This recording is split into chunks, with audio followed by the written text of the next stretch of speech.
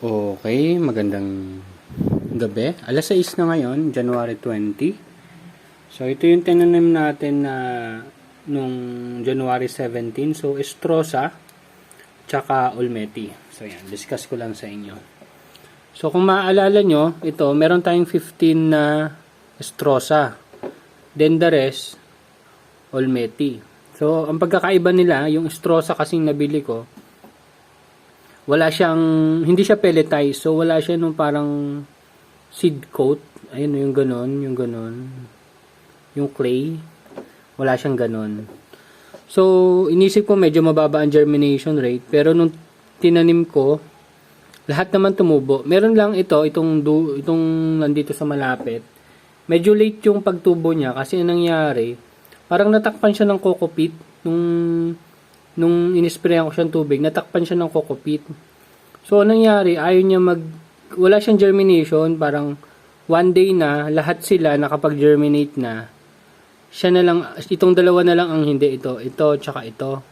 So, ang ginawa ko, ginalaw ko yung coco peat para makita ko yung buto. Ayan. So, nung nakita ko yung buto, hinayaan ko lang sila kung tutubo sila. Kinabukasan, or kahit half day pa lang, nakita ko na nag-start na siya mag-germinate. So, medyo nahuli siya ng one day. Ayun.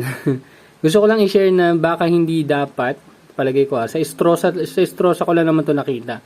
Dito sa Olmeti, usually nakaka-recover siya na kapag nakakaangat siya. Pero siguro hindi dapat natin sila tabunan hanggat maaari.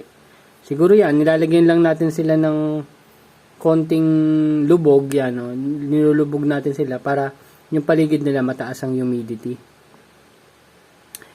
Yun lang naman gusto kong i-share. So, meron tayong 15 Estrosa. So, magkakaroon tayo ng isang grow box na puro Estrosa. Tapos, the rest ng grow box natin ay Olmeti. So, since nag-germinate lahat, mamimili lang tayo. Pero may mga Olmeti rin na late nag-germinate tayo, no? Ito, yun, maliit.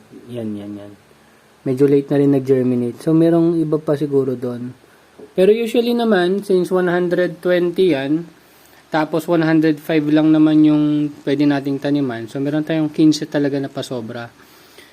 So, medyo madami yon sa kailangan ko. So, susunod siguro, medyo bababaan na natin. Siguro from 120, gawin nating 112. So, magbabawas lang tayo ng isang line dito. So, 112 na lang out.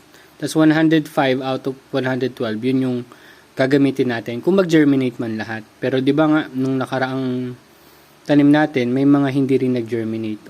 Tama, may mga hindi nag-germinate. Tapos, mga 7 din yata yung hindi gumana o 5. O yung wala talagang tubo. Pero, yun nga, yung mga sumusobra, nilalagay naman, pinapatubo pa rin naman natin sila pero hindi na yung magandang setup. Nakikita nyo naman dun sa natin sa outdoors kung paano natin sila pinapatubo. Pang personal use na lang yung nagiging sobra. So hopefully itong Estrosa natin is maging maganda yung tubo. Kasi isang box din yung i-dedicate natin sa kanya.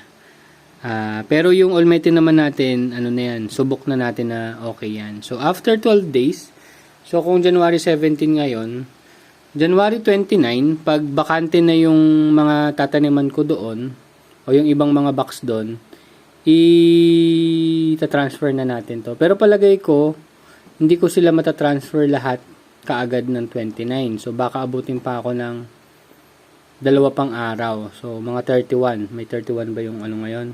January. Kung wala, February 1 na yung magiging transfer natin. So, ito yung schedule ko. Yan, yung sowing natin. So, yung sowing natin ng January 17, ayan, nandito yan. So, pinalitan ko na. Nag-set lang tayo ng 3 dates dyan. So, ito yung transfer dates natin. Then, ito yung harvest dates natin. So, sa harvest date, kahit 2 days before yung schedule, pwede na ako mag-harvest. Or depende kung yung iba talagang gusto na. Nag-early harvest naman tayo. Basta, maayos yung presyo. Ganun pa rin nila bibilhin. Tapos ito, ayan, itong 46 out of 100, parang yung 46 heads natin na i-harvest ay ano na yan, meron nang pupuntahan ka agad yan. Pero yung iba kasi hindi ko pa nakausap, pero madali na siguro yun. Chance na rin na makapag-display tayo para makakuha tayo ng other possible customer. Yung kumbaga yung pag every harvest natin talagang siguradong kukuha kahit at least 100 pesos. Kasi ang harvest ko naman, ito yan parang ito, after 1 week. Ito nga, after ano pa ito, 3 weeks, after 3 weeks, hindi ko sure kung nagkamali lang ako nito, pero kasi, H2, S2. Ito kasi siya Ito, yung harvest date ko niyan ay sa 28 pa. Ayan.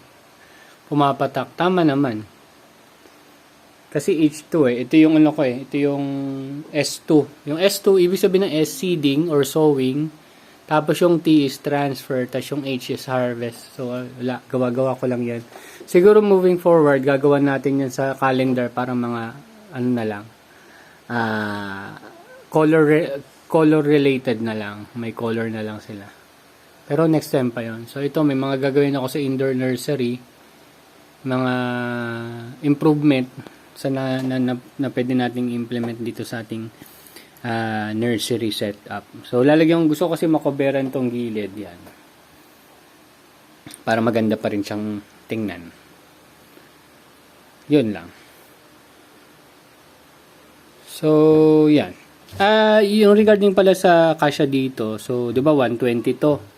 Kasya pala dalawang ganito dito. Sagad na sagad nga lang dito. Tapos hanggang dun sa kabilang dulo nitong nung LED light natin. Yan. I-adjust ko lang yung mga yan. Basta i-adjust ko lang yan. Tapos masasakto na. So ito pala yung cuttings ko ng ano ba yun? Sweet basil. So wala. Failed. Pero may panibago naman akong cuttings dun sa taas. Ginawa ko mga 2 days ago. So tingnan natin kung succeed. Last time kasi nung nagka-cuttings pa ako ng basil, nasa 10 days. Yan, makita mo kung buhay na sila. Actually, 7 days lang Makita mo kung magkakaugat, tapos magtutuloy-tuloy na yun. Pero minsan din namamatay kahit may ugat. So, maraming reasons. Yun, medyo excited ako dito sa Estrosa. Shinare ko lang talaga yung nangyari na natakpan sila ng kukupit, tapos hindi sila nag-germinate. Possible talaga hindi sila mag-germinate kung hindi ko sila hinukay. So, in-expose ko lang naman yung seed, tapos hinayaan ko na siya mag-germinate. Nag-germinate naman siya. So, thank you very much and see you next update, guys. Bye-bye!